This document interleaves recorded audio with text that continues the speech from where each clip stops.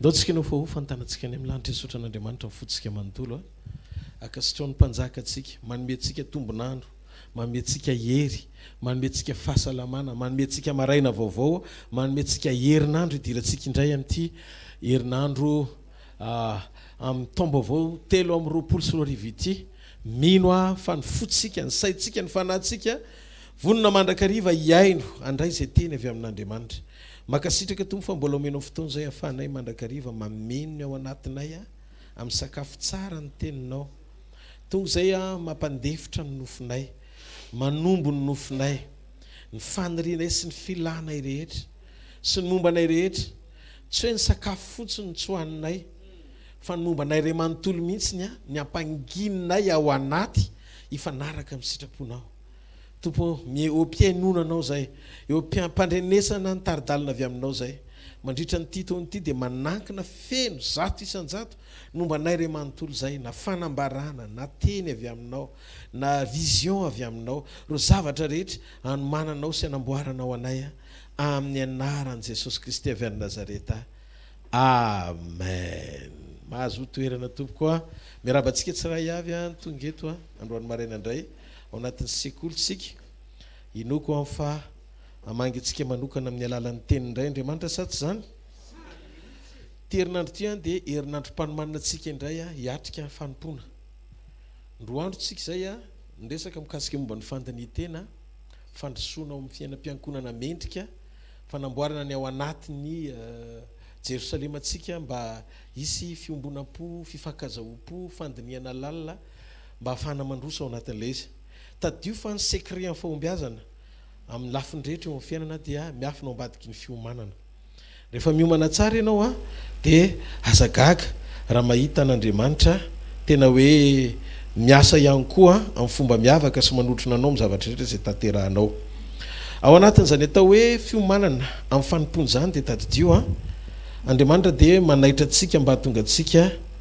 ho fantsona tsara tsy hoe fantsona fotsiny fa fantsona tsara sady mendrika eo am-pelatanan'Andriamanitra miomantsika ho fantsona tsara ny fampiasan'Andriamanitra atsika tsy miankina maizy atsika fa miankina lay maizy azy atsika eo imason'Andriamanitra fa ny fanekentsika zay le afatra tamin'ny sabotsy no amasinitsika mba hanamasina azy rehefa tsy nanamasina azy Moïse dia naninona nitsahatra ny mission Moïse tsy niankina tamin'izay nanamasina an'Andriamanitra azy fa niankina tamin'ny nanamasina ny Moïse an'Andriamanitra teo masony Israely noho izany ilaina zay namasinina rehetra ka nandray an'i Jesosy amerina n'le fanamasinany atsika ho tonga fiainam-pahamasinana anomeza atsika voninahitra azy dia rehefa manome voninahitra n'Andriamanitra ianao dia malady kokoa miaino an'Andriamanitra sy efficace kokoa ny vision anao enjana be tena mahery vaika be ny vision anao ifankahita amin'izay fahitan'Andriamanitra ao anaty hoentiko tsika ao anatin'ny fotoana fohy amin'ny alalan'ny fanampiny fanamasina jentsika marika toko 7 sy ny marika toko 5 io ray manontolo vakeo any an-trano ohatr'izao ny zavatra nitranga Jesosy nampianatra teo amoron-dranomasina ary nisy vahoaka betsaka nanantona azy dia niditra teo an-tsampokely izy ka mipetraka teo amin'ny ranomasina ny dimy voalohany io ary ny vahoaka rehetra dia teny an-tanety amorontsiraka ohatr'izao zany za ato anaty lakana nareo eny amoron-dranomasina ohatr'izay zany Jesosy sy ny olona tao anatin'izay tsy manome fanoharana ny tenako toy ny Jesosy akory izy ihany ny Jesosy fa za mpanompo kely fa maneho fanoharana fotsiny tsika hoe ohatr'izao zany zavatra misy fa ny olona niainao azy tamin'izany be lavitra tena hoe be dia be ny olona niaino an'i Jesosy nampianatra teo tampotampokeo ny teny Jesosy ozy izy hoe maintsy mimpianany ny ravany le fivoriana fen'olona be dia be ary androtra izay ozy izy rehefa riva ny andro dia ozy tamin'ny mpianany andeha sika hita ho eny ampita mihaino tsara tsika mba fantatrareo moa Jodasy dia olona manompo an'Andriamanitra motivation ara-bola satria amin'ny Jodasy zany manompo an'Andriamanitra tsisy voly zany a de favoazana zay mahatonga azy mipetaka telopolo foana isaky mihetsika tsy maintsy maka kely izy zany. De ny zavatra nitranga de zao Jodasy nieritreritra hoe miankina amin'ny abetsahan'ny olona ny gain na ny tombony ho azy. Jodasy zany maka fifolona tsy le olona be deaibe loatra mahafinaritra azy fa le tombotsoa miafina ao ambadiky ny fabetsahan'ny olona niaraka tamin'i Jesosy izy a. Arivany andro tapa-kevitra Jesosy ozy izy raha vana ny lanonana fa andeha ry epita indray ny hoe akeny epita de midika hoe ny hoe akeny epita de midika hoe ho an'ny Jodasy de hoe raha 1000 zany ny olona nihaino an' Jesosy teo amoron-dranomasina de mba ho 10,000 le any epita hitondran'Andriamanitra satria amin'ny Jodasy ny maridrefiny atao hoe fahombiazana amin'ny vision zay zay ao anatiny de hoe ny etapy miainga avy amin'ny olona arivo ho any amin'ny olona ray alina atsangany an-tanan'izay miaina. Tiako ianao naraka tsara hoe maharaka ny vision an'Andriamanitra ao anaty fanompona. Contraire an'izay mifanohitra amin'izay ny zavatra nitranga. Jesosy nandeha niala teo amin'ilay toerana niondrana tany An-tsambokely. Ny zavatra nisy tamin'ny Jesosy niondrana tao An-tsambokely rehefa Jesosy no mitarika dia tsy tokony ho sendra tafiotra satria tsy normal zany hoe tompo zany miaraka aminao kanefa tsy tratry ny tafiotra de hoe tratry ny tafiotra ianao. Ny zavatra nisy nefa rehefa niondrana An-tsambokely zareo marika toko 5 indray dia nisy tafiotra teny an-dalana. Ary Baiboly dia milaza fa efa mila ho feno rano ho dobon-drano le lakana zany hoe efa eny an-dala piletehana fa mahavariana tsy netiny letika mihitsy le lakana na feno rano azy sady feno olona en plus.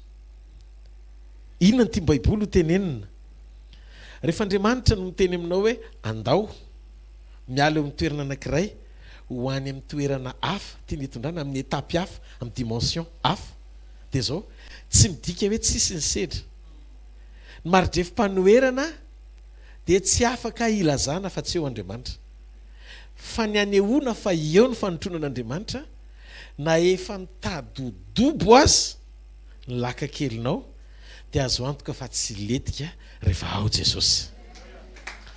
Sura aloha zany zay. Dia ina mifampianarana nomeny tompo andry zareo. Ny fampianarana nomeny tompo andry zareo dia zao ozy izy Petera. Maty zay, fo azy ianao. Satria natory izy tao An-tsambokely. Mahavariana hoe olona lena ny akanjony. Nefa reniky ny torimaso izy. Teny melesiny Jesosy ny fiadanana tsy miankina amin'ny confort na zavatra mapety ny vatana fa le fiadanana ao anaty le fifaliana miatrika fanoherana. Misy karazana plaisir hafa mihitsy tiany Jesosy ho ampianarina amin'ny mpianany.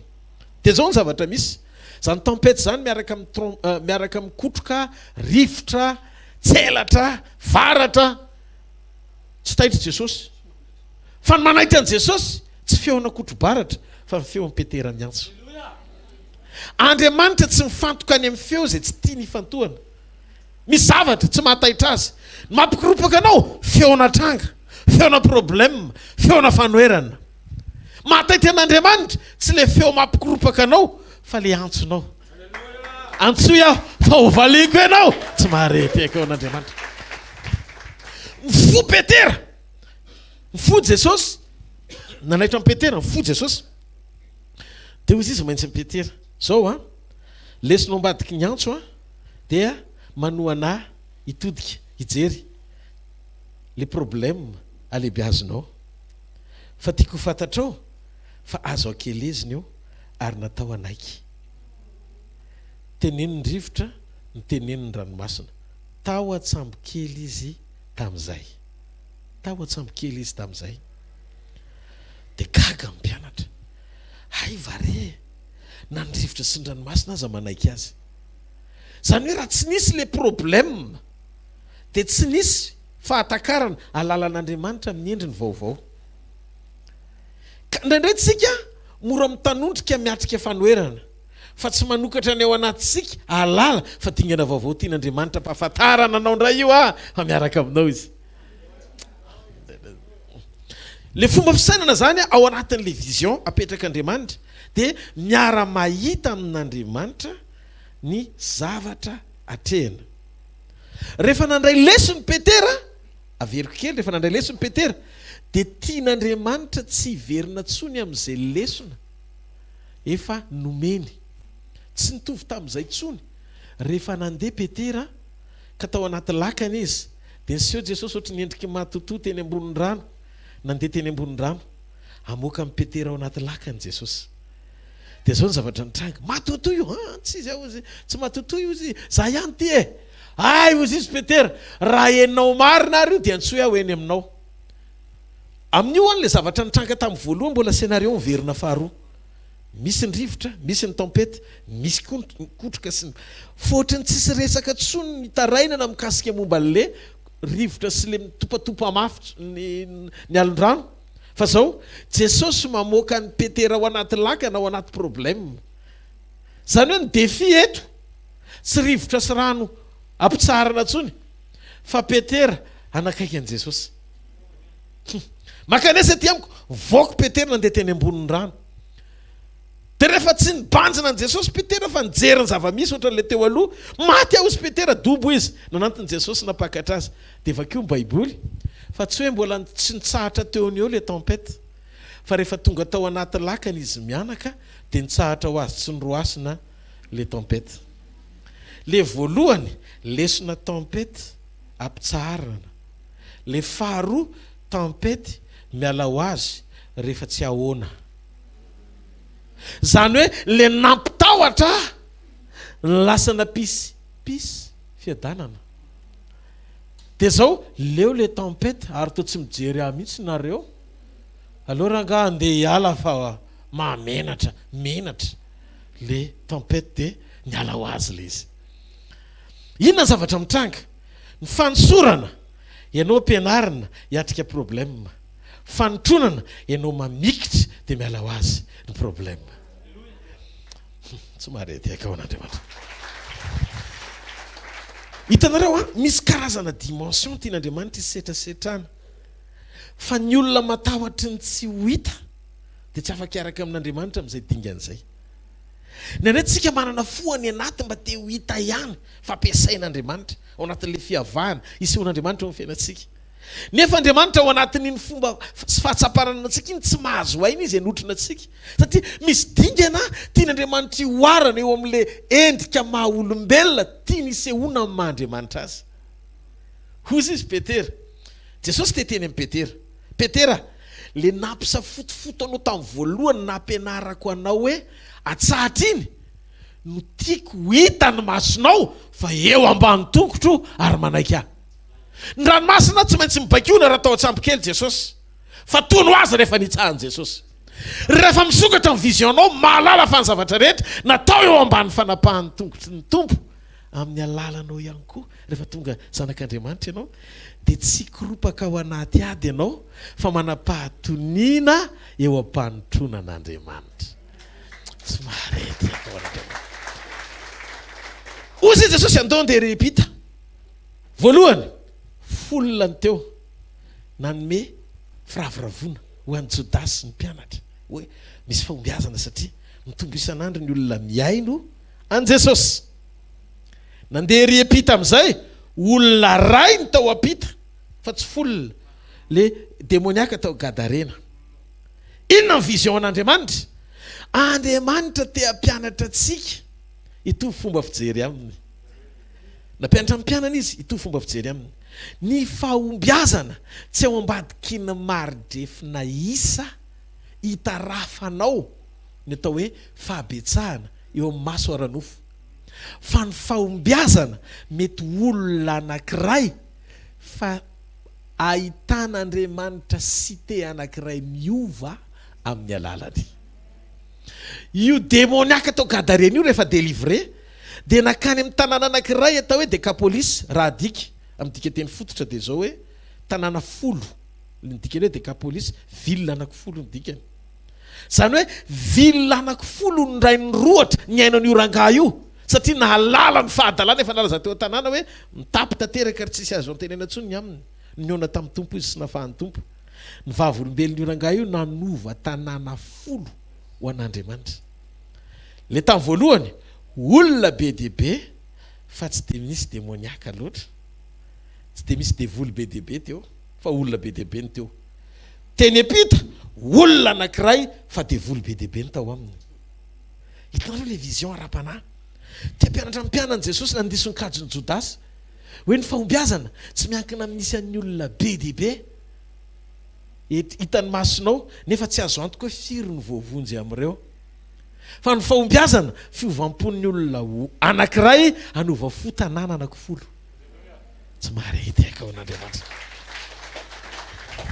Ditanareo zany na tonga ny tantara voalohany toko faraika amin'ny 29 voalohany hoe Satana nanome saina ny Davida anisany Israely, satria isak'izay miditra tsetra ianao ka amaritra ny fomba fiasan'Andriamanitra hidiny eo amin'le niveau aranofo, dia tsy afaka ampiasanao Andriamanitra anokatra masom-pananao hifankahita ny viziony. Io le rectifie-n'Andriamanitra sehitsin'Andriamanitra ao anaty vavaka sy fifadian-kanina. Mampianara Andriamanitra hifankahita amin'ilay tena fahombiazana avy aminao, manaikotariana ahita ny kalitaon'ny toeponao mba hananako an'izany. Fa raha tsy mitandrina isika dia hamaritra amin'ny fomba fiasan'Andriamanitra amin'ny fandrefesana ranofo. Tezitra Andriamanitra inona no nahatonga fandringanana teo amin'Israely, satria tonga nanaiky ny tolotsain'ny Satana Davida anisany Israely. Anisa avy aminareo dia fahotana mety hiteraka fahatezerana, fa misy karazana dingana sy dimension hitondran'Andriamanitra anovaniny ao anatinao, tsy hametraka ny isa hosakana. Satria ao amin'ny Baiboly jereo tsara firenena ray Israely fa firenena telo ny tambatra tamin'ny andron'i Josafata. Ohatry mivitsika ny olona kanefa ozy izy ny tompo, ina fanoarany atao aza matahotra ozy izy maintsy ny Josafata nylazay fa tsy anareo ny aty fa le ohatry mivitsika atao anaty fiderana ripaka dôla angazany ihany. Fa izy moa le naton'Andriamanitra dia nitenen'Andriamanitra hoe Gideona hoe ohatry mifamely olona anankiray ozy izy mifamelandreo be dehibe reo. Ka Andriamanitra zany tsy mahay manisa satria Andriamanitra tsy voafetra nisa. Zay endrika Andriamanitra zay tsy miantehitra amin'ny isy zay fa any amin'ny impact ny zavatra mpanaoviny, tsy hain'ny olona tsy manetry tena ny anokatra ny masony hifankahita amin'izay zavatra hitan'Andriamanitra. Zay no mahatonga antsika tsy maintsy miditra ao anatin'ny sekoly mpanefena ny nofo mba ahafahan'ity nofo ty misokatra mifankahita amin'ny fahombiazan'Andriamanitra marina. Tsy mahareteka ao an'Andriamanitra. Azonao petraka le izy. Ianao zany mila mifankahita amin'ny zavatra hitan'Andriamanitra, satria zao andro farany zao tsy fotoana zao ametrahantsika zay zavatra everitsika fa mapety ara-pinoana amin'Andriamanitra foana, fa fotoana zao mba hampanginatsika ny ao anatintsika ahafan'Andriamanitra mametraka zay tena avy aminy ho antsika ihany koa. Zay le mahatonga an'le hoe zay miandry an'i Jehova dia mitombo hery izy. Fitombony hery dia ao amin'ny fiandrasana an'Andriamanitra. Tombo hery ianao rehefa miandry an'i Jehova. Ahoana ny fiandrasana an'Andriamanitra? Miandry azy manefy mombanao ray manontolo mba ho fantsona tsara azo ny fahombiazan'Andriamanitra ampiasaina. Dia jereo ny zavatra mitranga. Soila tamin'ny Davida Andriamanitra satria izy nafantatra ny tantaran'i Israely. Fantany tsara ny tantaran'i Josafata zay razambeny. Fantany tsara ny tantaran'i Josafata, fantany tsara ny tantaran'i Israely ray manontolo hatrany amin'ny andron'ny Kaleba. Ny fitonan'Andriamanitra tsy manavaka ny atao hoe géant tsy mahafantatra zavatra goavana zany izy. Mahatonga n'Andriamanitra tsy mahafantatra zavatra goavana satria tsisy goavana noho izy. Mahafantatra Andriamanitra tsy mahafantatra isa satria nahoana izy no alfa sy omega ary izy ny tompon'izao rehetra zao. Noho izany ianao zany rehefa miaraka amin'Andriamanitra ka te hantehitra amin'le isa kely everinao fa goavana, tisy Andriamanitra hoe tsy any amin'le dimension tiaka hitondrana ny vision anao, noho izany tsy afaka hiaraka aminao lavitra be ao anatin'izany vision zany. Fahombiazana amin'ny olona ihany ny eritreretinao fa fahombiazana avy amiko. Mahafantatrareo nahazo tehaka Stefana nanovan'ny Saoly tonga Paoly. Tsangana mihitsy Jesosy teo kavanany ray. Hitanao le mitsangana eo kavanany ray ohatran'ireny le olona spectateur any amin'ny tribune reny hoe nafaty baolina Ronaldo ohatr'izany ho an'izay olona makafy azy. Nitsangana mihitsy Andriamanitra napahitana Stefana hoe io inona nampitehaka an'Andriamanitra. Tsy hoe Stefana navita ny toroteny tamin'ny olona 500 000 nanatrika azy dia niova fo daholy. Tsy izay no nampitehaka an'Andriamanitra fa Stefana nanana amin'ny fon'i Jesosy namela heloka nanotoram-bato azy. Toetra ny manaitra an'Andriamanitra fa tsy fampiasana. Raha fampiasana ny manaitra efa nanana ny Mosesy izy tohizana hatramin'ny farany. Fa rehefa nikapoka amin'ny vatolampy tsy nanamasina azy teo mason'ny Israely nitsahatra amin'ny ministerany. Donc tsy maiky tsika no ampiasain'Andriamanitra. Tsy maiky tsika ao anaty vavaka sy fifadian-kanina no ampiasain'Andriamanitra. Raha ny fampiasan'Andriamanitra ataony foana izany.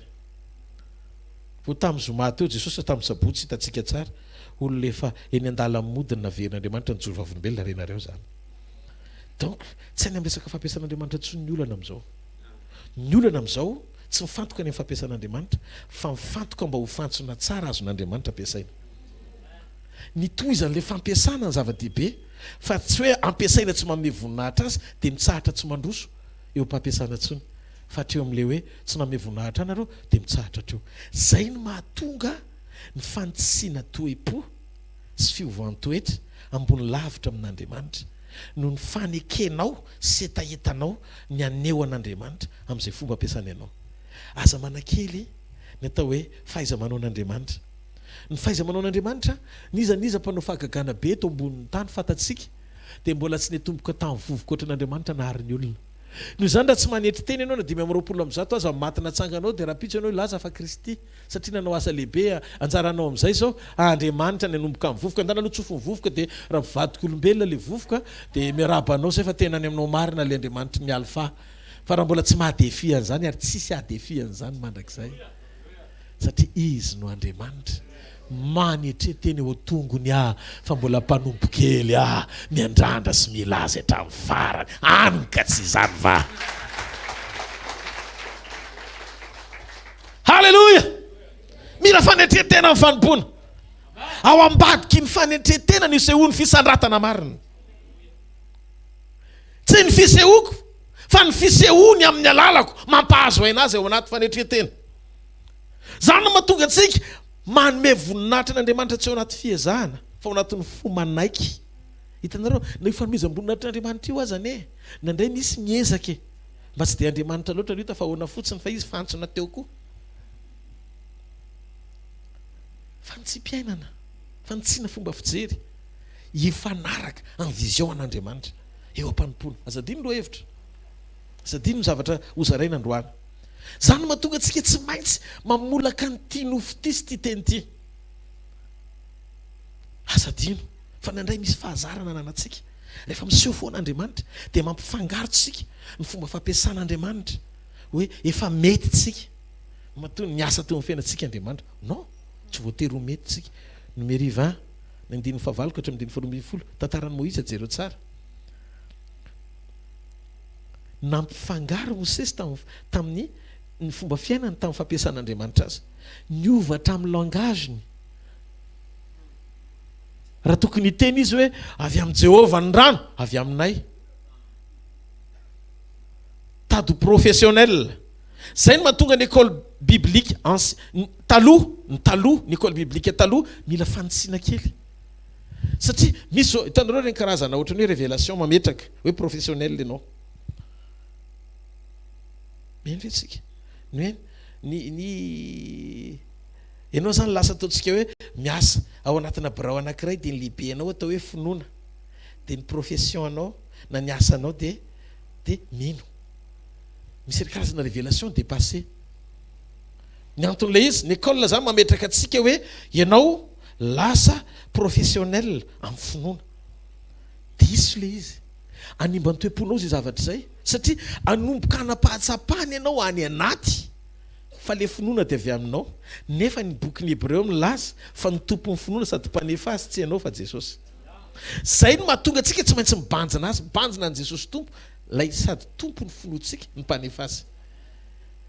Filipianina milaza Paoly fa ny fikasana tsara ahatanteraka sy nefa ny sitrapony dia Andriamanitra ihany.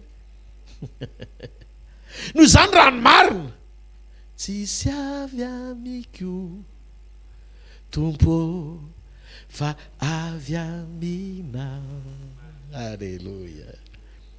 Mahazo ain'Andriamanitra rehefa tsapanao ao anaty fa tsy avy aminao le izy fa avy aminy. Miseho kokoa le fanehoam-piankinana noho ny fijoroam-pampiasana an'Andriamanitra eo amin'ny fanompona ho azy. Zay ny antony anetrena tena foana ho azy ny hoe ondriko any Jesosy io fa tsy ianao. Foana ho azy le hoe fananako any Jesosy io fa tsy ianao. Aiko any Jesosy ny hainao fa tsy ianao. Mba fantatra tsisy révélation afaka hanova an'ity vérité ty amin'ny fotoana anankiray na io vatanao io aza tsy azonao azonina ra-panambarana fa raha tsy miovy io amin'ny fotoana iverenan'i Jesosy dia loha io mialoha amin'ny fotoana hatongavany hanangana azy.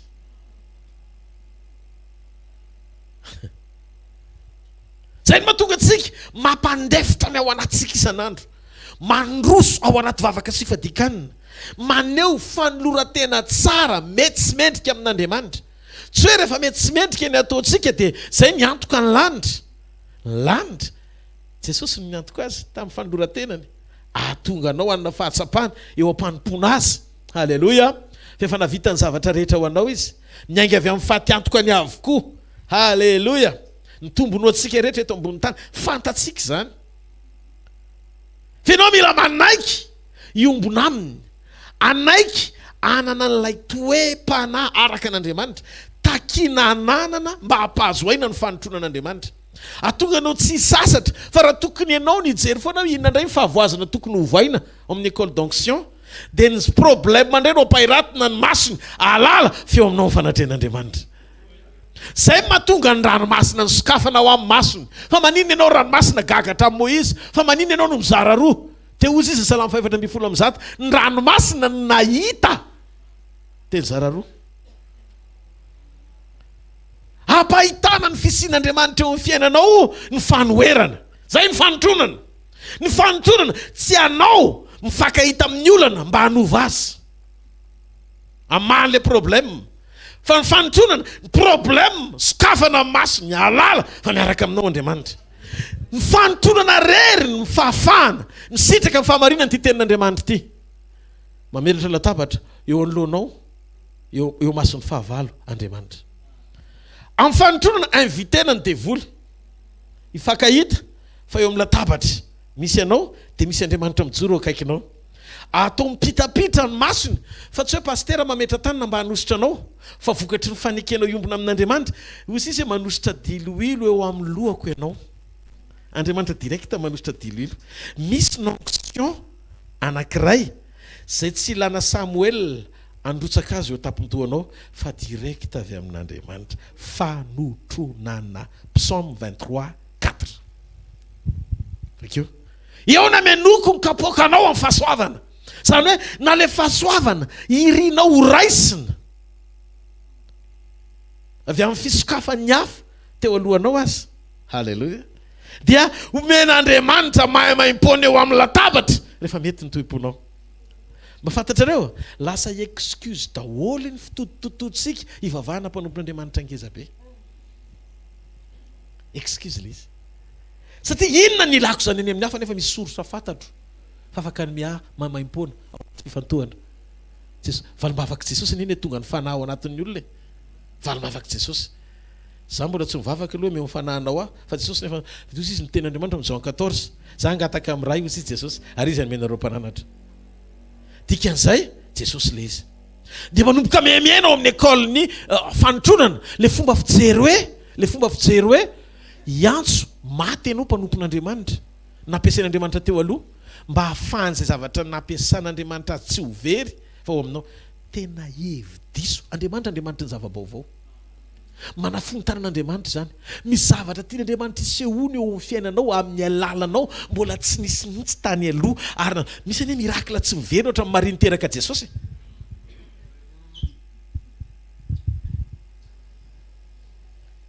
Dia problème dia zao boky ny Deutéronomie milaza fa favetavetanao mason'Andriamanitra ny miantso ny maty.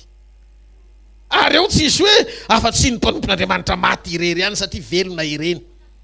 Rehefa maty ny atao hoe maty loty nofo dia lasa ianao dia any amin'Andriamanitra. Rehefa vita ny ilananao misy dika matoa rehefa nisokatra amin'ny fasan'i Jesosy ao Matthieu 17:52 mivoaka ry Jérémie fa tsy afaka nanao ministera intsony. Ry Abrahama tsy afaka nanao ministera intsony. Escale nataony teto an-tany dia mifampiarahaba aminao satria tapitra amin'ny fanompony. Dika izay rehefa tapitra amin'ny fanompony taoriana amin'ny fahafatesana aza fongarika intsony ny fanompony rehefa lasa izy fa Andriamanitra ilay nanome azy afaka anomeanao rehefa tsara ny fiambonanao amin'Andriamanitra.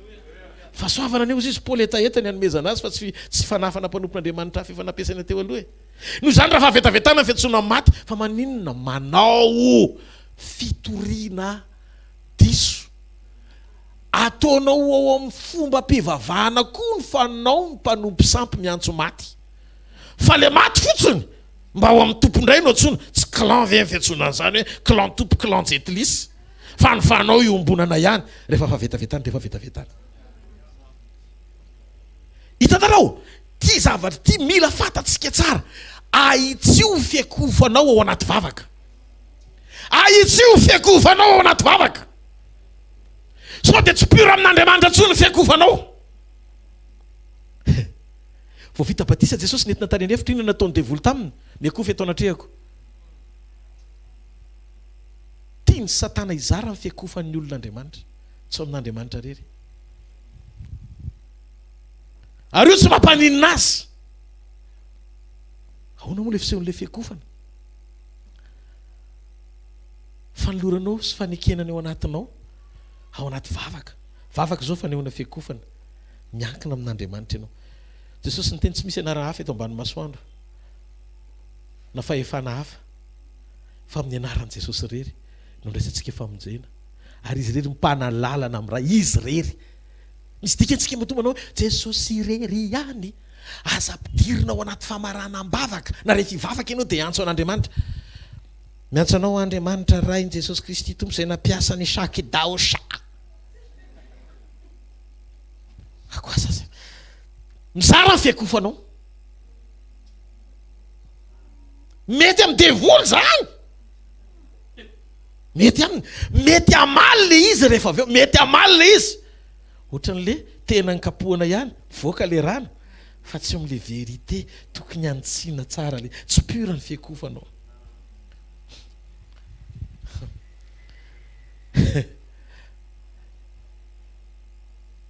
Zao amin'izao andro farany zao be dia be ny zavatra tian'Andriamanitra ho izy. Ary ao anatin'le fantsiana afatsika misitraka le tena marina avy amin'Andriamanitra no ijorotsika. Raha isy iaino dia aoka izay manatsofina iaino. Anday ny teny zay lazay ny fanahy ny fiangonana. Zay no tsy mampatsisy kleman'le teny. Ao anaty Baiboly tsy mbola nahita hoe mpanompon'Andriamanitra anankiray na Petera akoatran'i Jesosy rery satria Jesosy ny velona. Mahatonga antsika miantso ny anaran'i Jesosy, Jesosy rery ny velona mandrakizay. Tsangana tamaty izy ny dikan'izay raha antsoina ny anarany eo kavanandray izy olombelona. Fa raha misy anaran'olona maty antsoinao na mpanompon'Andriamanitra izy tsy akasitran'Andriamanitra zany. Hoe miantso zay Andriamanitra nampiasa ny Renard de Bonke évangéliste satria amin'izao safitoriana izao dia mila sekoly kely amin'izany Andriamanitra zany. Fa ngatsy presily Andriamanitra hoe Jesosy Kristy avy any Nazareta ary le Andriamanitra ray Jesosy Kristy. Sanatria manivaiva ireo mpanompon'Andriamanitra teo aloha tsy an'le izy. Saotra ny tompony amin'ny fisindry zareo. Saotra ny amin'izay fampianarana rehetra ny tondran'Andriamanitra anazy sy ny révélation nomen'Andriamanitra azy. Azo vakiana, azo ianarana, azo andraisana lesona koa amazantry kely vao mitsimoka aty aorinanao. Fa zao miangavy ianao aza tonononao anaty vavaka izy. Aza tonononao anaty vavaka izy. Fa favetavetana eo mason'Andriamanitra le izy. Mizara ny fiakofanao. Mizara ny fiakofanao. Zany mila itsiny zany eo anaty vavaka sy Fifadian-kanina. Za zao no efa nanomboka nisy fotoana vavaka ohatr'izany. Dia manenina zao fona amin'Andriamanitra. Tompo ay tsy pura ny fiakofako vanginy Jesosy mihitsy hozy izy Jesosy tamiko. Rodolphe hozy izy. Tsy pura ny hozy izy ny fiakofan'ny mpanompon'Andriamanitra mary. Ohatrany tamin'ny andron'ny Eli. Dia Eli ny teny hoe betsaka hozy izy nefa nandohalika tamin'ny sampy sy nenkohaka tamin'Andriamanika hafa. Fa za hozy izy miteny aminao fa fitaky ny devoly daholo le karazana fiankofa na diso ao anaty vavaka amin'ny fanonolan'ny olona anarana mpanompon'Andriamanitra efa maty ao anaty vavaka taitra be mihitsy. Satria zay tena nampianarina mihitsy tany amin'ny école biblique azo atao tsara ny miantso anamafiorina ny finoanao amin'ny fihetsoana mpanompon'Andriamanitra efa maty tany aloha fa nitsin'Andriamanitra le izy. Hitanao rehefa mivavaka ianao mangataka amin'Andriamanitra ianao mitenena amiko Andriamanitra dia aseon'Andriamanitra anao. Zay le aza manaraka bêtement fotsiny fanomponany amin'ny internet. Misy hoditra akondro any mafinaritra be miaino azy satria lasa miantehitra amin'ny succès-ny hafa ianao nefa ianao afaka mahalala ny marina. Io tsy any amin'ny fanehoam-pamantarana. Raha olona tsy nampiasain'Andriamanitra dia tsy mahazo miteny fa ianao mahalala fa ampiasain'Andriamanitra ako. Fa mahatonga miteny aleo pura mihoatra lavitra no zay Andriamanitra ao amin'ny fiainanao ny fiankofanao aminy. Mba saro-piaro amin'Andriamanitra. Tsy atakaloko nizanizy zany zadray tsy anonona nizanizy. Zay hitanao hitsinitsika zay le loha hevitra. Hitsinitsika ao anatina fanompona hiatrehana ny asan'Andriamanitra. Tena taitra. Nisy taonako karazam-boky zany vakiny zany. Tsisy mpanompon'Andriamanitra tsy hay ihany. Fa rehefa nanomboka nitolona amin'izay no mivavaka amin'Andriamanitra, ianao reto boky reto efa tsy tokony vakiana intsony. Voajerena école onction be daholo. Dia anatin'ilay onction tena dobo mihitsy ao anatin'ilay hoe fanehoananao fampiasain'Andriamanitra ianao. Ary rehefa dinina izy lasa misetrasetra any amin'ny tena hoe miatako n'Andriamanitra, fiakofana manomboka tsy hita intsony Andriamanitra. Fa manomboka ianao ny centre. Sahalohany eto. Mitoroteny lasa mitodika any aminao ny olona. Fa ina amin'izany zavatra toriko izany zao mampitodika aty amiko na ray ary atsangano ny taninareo. Mampitodika ianareo hiavana amin'ny lehilahy anankiray. Izy rery ny sitrak'Andriamanitra ary naniraka ho eto. Zay ny mahampanompony ahy mba hiavananareo aminy. Atonga amin'ny fonareo hisokatra hifankahita aminy amin'ny fotoana hiverenany. Hanomana an'io fiaviany io no antony nandrana ilaza aminao engane mba ho pura ny fiankofanao.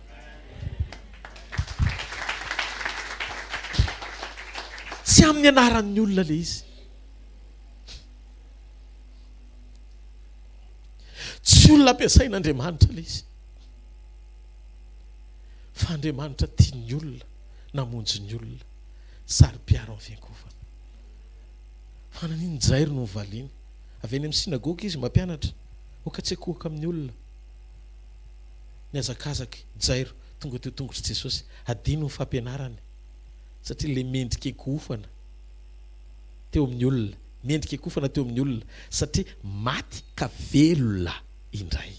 Zay no mahatonga ny anarany nomena fa izy rery ny olona maty ka velona indray, fa ny olona rehetra maty fa mbola ho velomina indray na mpanompon'Andriamanitra azy.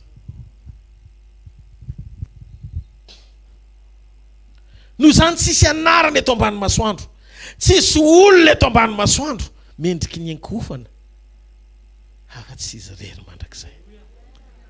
Halleluja, halleluja. Inona ny takian'Andriamanitra sy andrasany 5 minutes fotsiny.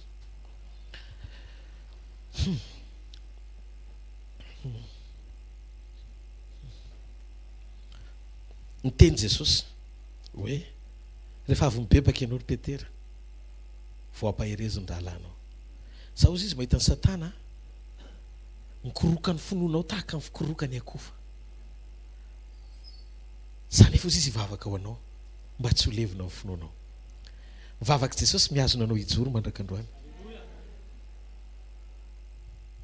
Dia zao izy lazaiko aminao rehefa avy mibebaka ianao vao ampaherezon-dalanao. Ny fampaherezana tsy mendrika ho ataon'ny olona tsy vita fibebahana. Raha ianao zany mahafantatra olona ao ministèranao tsy tena ampy fibebahana le olona fa manao excuse fotsiny. Lasa excuse ny fifaditsika aminy, excuse ny famakiantsika baiboly, excuse daholo ny zavatra rehetra. Rehefa tsy mandalo amin'io lalana io anao tena hoe mibebaka marina. Ny voan'ny fibebahana ilaina. misy fampianarana mametraka hoe tsy tokony bebaka tsony efa mpanompon'Andriamanitra fa zanak'Andriamanitra efa voafafa daholo ny fahotana. Tsisy le izy efa voafafa. Andriamanitra vonona manana crédible ianao rehefa nateraka indray noho ny fahasoavana nataon'i Jesosy, crédible ianao ny dikany. Amin'ny fotoana iverenanao dia miasa foana le satria efa ao anatinao Jesosy. Fa tsy midika hoe afaka ho azy le izy. Dia mody fanina amin'ilay ota sy le fahadisony ianao fa tsy miteny amin'Andriamanitra hoe tena tsy mety le izy. Non. Aza dika vilana amin'ny fahasoavana. Zay le teneniko hoe ny fahasoavana nanamasinany antsika. Disponible anatinao ny fahamasinana. Disponible anatinao ny vokatry ny fanahy. Fa ny fitohizany ianao mamoaka an'izay nomenanao ho an'ny hafa ihany koa so an'Andriamanitra. Andraikitro manamasina azy. Miaina amin'ny fiainam-pahamasinana. Tsy hoe no amarinina ianao dia hiaina amin'ny fahotana. Fa no amarinina ianao hiaina amin'ny fiainam-pahamarinana. Zany mahatonga ny olona rehefa iverin'i Jesosy diso be tany amin'ny fampiasan'Andriamanitra fotsiny. Nirehitra satria tany amin'ny fifantohany ny aomby eto an-tany ihany. Na tonga azy ho hita, na tonga azy alaza, na tonga azy manambola. Les motivations any anaty tsy Jésus loatra fa Jésus. Voilà. Zay le izy. Mila mijerentsika reka ahitsikoa zany ao anaty. Zay le vavaka sy fandinitena. Ahoana moa motivation atao anatiko? So dia efa mivoana amin'izay ndrasan'Andriamanitra ahako. Ahoana ny atao anatiko? So dia mivoana amin'ny zavatra ndrasan'Andriamanitra.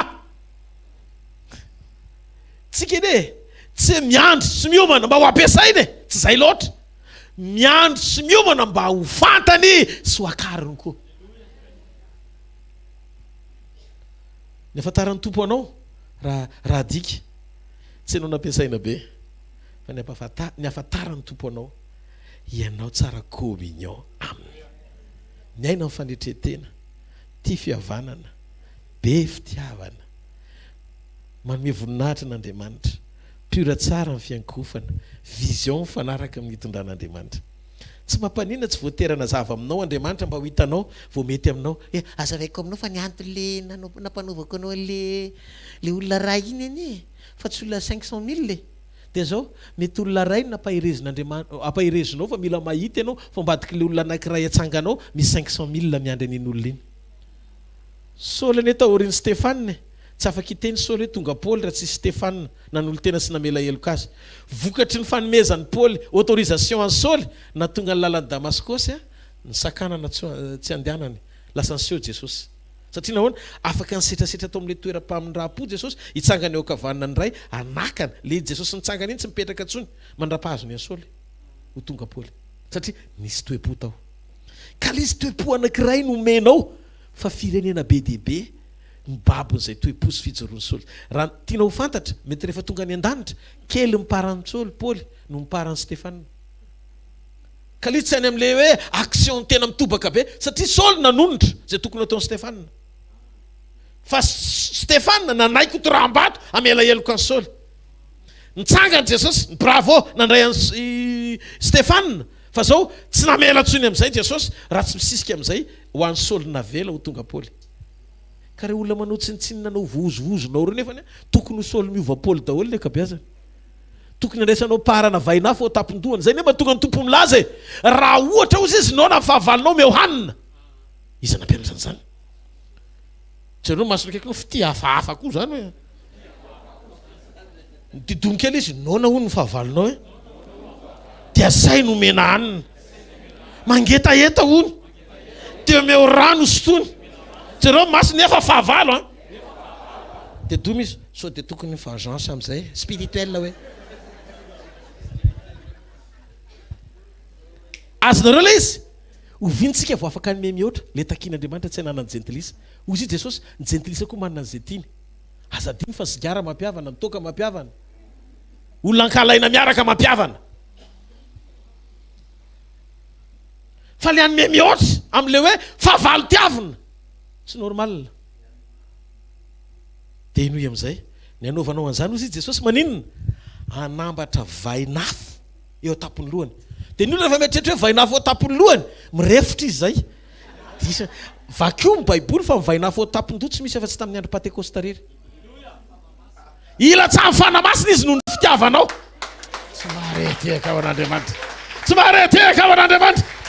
Ny valony fitiavana fiovampoan'ny hafa. Misy zavatra tsy vita amin'ny fametrahan-tanana, misy zavatra tsy vita ny lohalika amin'ny fototra fa fitiavana zaraina amin'ny manova azy. Zareo Jesosy amin'ny tokony izy prezanteo tsara izy. Dia hoana fipetraka ilay izy? No ny fanekeny Stefana fantsona ivavaka sy mela helika ho an'ny Saoly, latsamby vainafy teo tampindohan'ny Saoly lasa Paoly. Ny herin'ny fitiavana manova zavatra. Tsangany amin'ny toerana misy anao dia voafainy amin'ny lanitra ny tanana. Ataontsika hisaotra n'Andriamanitra. Ilay Andriamanitra manangana antsika ho fantsona tsara. Ndaontsika hisaina ao anatin'ny fotsika. So dia tena fotoana izao tokony hibebahana. Tsy fotoana anaovana sinema ntsony. Tsy politika amin'ny fanompoana. Ka hoe ny anazy zao mahafinaritra zahay safidy an'ity. Midira fotsiny eo amin'ny teny fahamarinana. Dia raha diso ny zavatra teneniko izany dia tsy ho. Fa mitsotra aminao hafa fahamarinana izany. Mangata amin'Andriamanitra. Teneno Andriamanitra Tompo, tonga ny fotoana androany maraina. Tonga ny fotoana iombonako tanteraka aminao. Mangetahitanao ny fanahiko, maniry anao fatratra ny nofoko. Tena tahaka ny faniry ny dera vavy ny rano anono ny faniriny fanahiko anao. Tsy miteny afanoarana eo molotro fotsiny fa hetaheta lalina atao anatiko izany. Tiako ny tonga vision iray aminao, fo iray aminao, manaiky ho tarianao amboary Andriamanitra ao anatin'izao vavaka sy fadikan'ny izao. Tsy ampahoriny tenako fotsiny ka anao grève de faim. Fa tena hijoro anaiky itsiny teninao mba ho fantsona tsara eo ampelantananao. Diovy, afao, reo pitsopitso-pahazarana rehetra zay mety tsy mampahazo aina ny fanatrehanao. Voninahitra dia ho anao re. Ho reseny ty nofo ty mba hisandrata ny fahasoavana. Omboany ty nofo ty mba hisehoany ny voninahitra. Te hifankahita aminao te hahitanao amin'ny fotoana iverenana Jesosy. Te ho fantatrao tsy hanamary tena amin'ny asa satria maminany be. Tsy hanamary tena amin'ny asa satria nanao asa lehibe. Tsy hanamary tena amin'ny asa satria nahafantatra zava-miafina na koa miteny fiteniny anjely. Fa te hiaina Andriamanitra amin'ny fotoana iverenanao hoe mahalala ianao. Araka ny teninao hoe ny tomboka sy omeny fanahy masina dia zao ny tompo mahalala ny azy ary manaraka zay rehetra miantso ny anaranao mila miala amin'ny faharatsiana. Androany Tompo, ako vita batisa zahay anaisotra ireo herin'ny faharatsiana rehetra eo amin'ny fiainanay amin'ny alalan'ny fanekena ianao. Mino Andriamanitra androany fa tafita ho mpony tsirairay avy zany teny zany mba ho aina ho an'izay mahazo azy ary fahasalamana ho an'ny nofony rehetra. Makasitraka anao zahay ny amin'ny fotoana androany maraina. Voninahitra ny eo anao rery mandrakizay amin'ny anaran'i Jesosy. Amen. Mahazo toerana tompoko anao fanatritsika eo n'Andriamanitra vetivety sy andray ny filazana ihany koa. Filazana foy ho amin'ny fotoana rapitso eto ihany tsika. Tena mifona aminareo aho taraiky androany. Manana ny mifona tsy miankina amin'ny fotoana ny angako ny fotoana natongavako. Mety misy ny antony fa zao rehefa tara aloha dia tara. Ary rehefa tara dia tsy maintsy misexikizy amin'ny olona. Izany taraiky hafa mifona mamela ny heloko. Amen. Ny fotoana mantsy sarobidy raha misy mangalatra zavatra nananao azonerina raha velony telefona azo vidiny etsy fa ny fotoananao tsisy afaka merina an'izay intsony rehefa lasa. Noho izany nameriny fotoanako tamin'le lala tany an-dalana zay dia tsy afaka tonga ara-potoana diso fa mifona aminareo. Halleloja. Olona anankiray ihany ny afaka merina amin'ny fotoana dia le tompony. Hoy sisy Andriamanitra hoe onerako ny taona. Dikan'izay rehefa tsara fiambonina amin'Andriamanitra ianao zay fotoana very rehetra azo onerana. Hitan'Andriamanitra indray ny zavatra rehetra tokony mbola anomezany ianao tombony ho amin'ny fanjakany. Halleloja. Anankiray faharoa zay fotoana zay rapitso maraina ataoko hoe amin'ny 7 ka hatramin'ny 8 sasany. Androany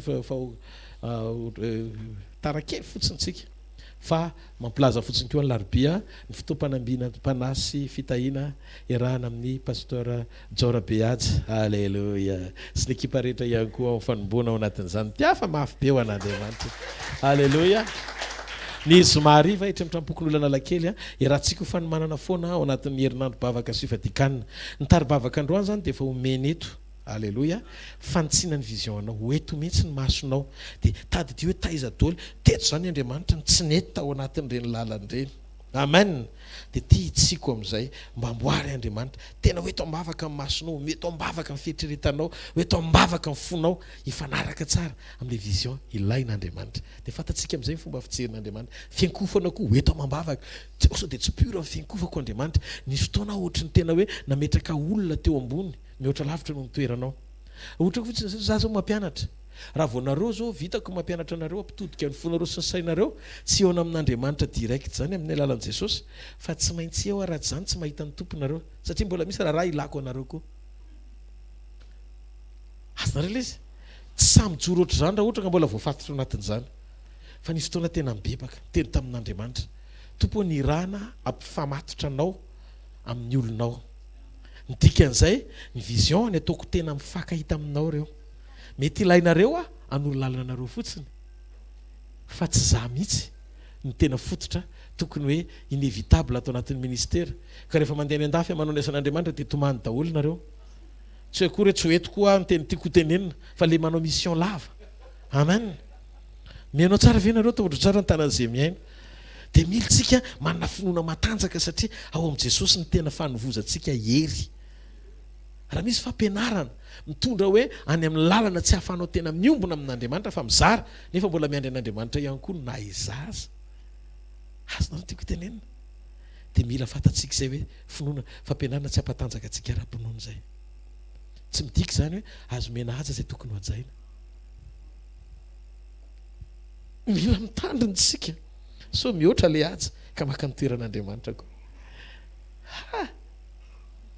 eny azava amintsika any eo anaty fisokafana izay tian'Andriamanitra ho zaraina halleloia hitanareo Andriamanitra avereny zao Jesosy rery ihany lalana fiainana fahamarinana Jesosy rery ihany izy ny filazantsara soa Jesosy rery ihany tsy misy olona anankiray eo akaikiny tsisy efa lasa loka miara miverina aminy apakatra akoatra azy rery ihany noho izany ny vavako noho izany ny fifonako noho izany ny fanompoko ataovatra tsy asiako anaranafa Jesosy rery ihany amen sa tsy amen tsangana ary dia raisy nitsodrano raisy nitsodrano izay tononiko amin'ny anaran'i Jesosy ny andronao mpiainanao sy ny herinandronao dia herinandro amangin'Andriamanitra anao amin'ny fanotronany azoko antoka fa tsisy tontolo anozongozona afaky niditra tsetra andravany vision anao tsy fakahita amin'Andriamanitra marina ninonareo anganongano mahafinaritra atao mba haviantitra rehetra amin'ny lalana amin'ny fifatoanao hiala amin'izany fahamarinana izany dia tsy ho ambinina mandrakizay anana deserina mamatanjaka ianao eo atsofinao alala ny zavatra tokony ho ampidirina ao anatinao sy ny tokony hohaninao ara-panahy sy ny tsy tokony hohaninao ara-panahy tsofoko rano ianao amin'ny anaran'i Jesosy tsy ho diso ny fampakarany zanak'ondry ambarako amin'ny anaran'i Jesosy Kristy avy any Nazareta fa reo pitsona fiadiana rehetra voatefy amelezana anao mbola misaina fa mbola tsy voaforona akory le vy na le fitaovana tiany fahavalo atao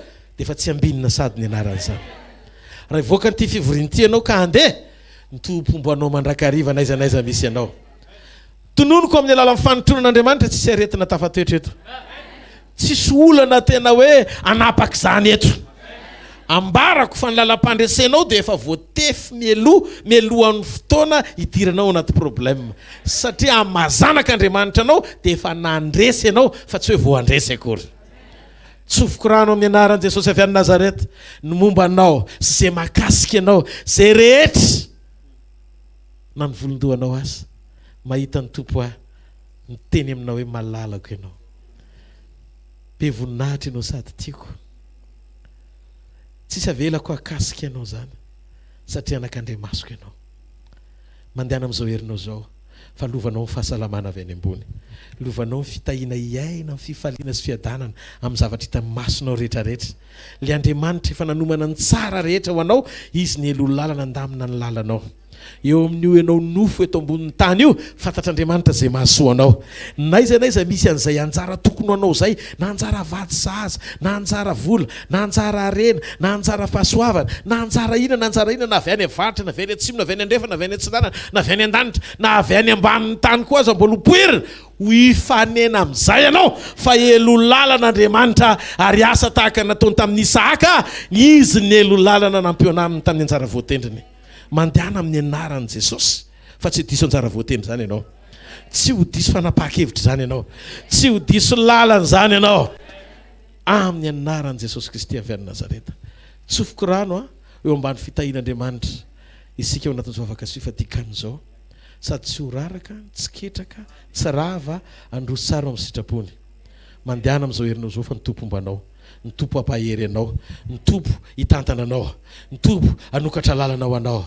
Le mahita ny tsy fahita ao anatin'ny hita amoahana dia Andriamanitra hiaraka eo amin'ny fiainanao mandrakariva. Izy no mahita tany mainao ambany rano, izy no mahita mazava ao anaty aizina, izy no mahita fanasitranana ao anaty aretina, izy no mahita vokatra mihoatra ao anatin'ny zavatra faran'izay kely sy bitika indrindra. Tadio fa ty farany eno kely mofo 5 sezan-drano 2 na hvkl tsy omby 5,000. Mofo 7 sezan-drano vitsivitsy na hvkl mihoatry ny 4,000. Raha dinihana kely le novaina voky 5,000 no le nilaina voky 4,000. Tsy miankina amin'ny isa mofo le izy fa nisa mipinana. Noho izany mety betsaka kely le mofo fa ny hena mipinana, ary mety latsaka le mofo fa ny tombo mipinana. Ny fitombona tsy miankina amin'ny isa, eo amin'izay aza manisa aza fatra-pandeha amin'ny calcul isa. Fa rehefa niaraka amin'Andriamanitra ianao tsy voafetra ny isa, fa rehefa izy niditra tsehatra ianao natao anisa ny fahasoavany fa tsy natao isainao amin'ny fomba ahoana nitombony zany. Mandehana amin'izao herinao zao fa zay Andriamanitra zay miaraka aminao, mety kely ny fiandohanao fo lehibe indrindra ny fihafaranao ao anatin'ny fifatoana mandritra ny fifadikanana sy vavaka-androany. Hitako ny fifatoanao fa tanteraka 100 tsy arianoanany zany ianao mandra-parivan'ny andro fa mahatonga ny kibonao nona satria sainao vezivezy. Fa raha mitombona tsara ny ao anatinao hijery an'Andriamanitra dia tsy mahatsiaro ianarehitra ianao. Mandehana amin'ny anaran'ny tompo fa hitanareo ny Jehovah ka hiaro anareo, ampamirapiratra ny tavany aminareo ny Jehovah ka midra fo aminareo, anandratra ny tavany aminareo ny Jehovah ka menareo fiadanana. Amin'ny anaran'ny Ray sy ny Zanaka ary ny fanahy masina. Amen. Zareo kely ndroso telo akaiky ireo tsikitsiky pasoavana teneny fahasoavan'Andriamanitra matoy izao hoe fahasoavan'Andriamanitra matoy izao anareo. Zareo tsara mpifaliana fanondroany fahasoavan'Andriamanitra matoy izao fahasoavan'Andriamanitra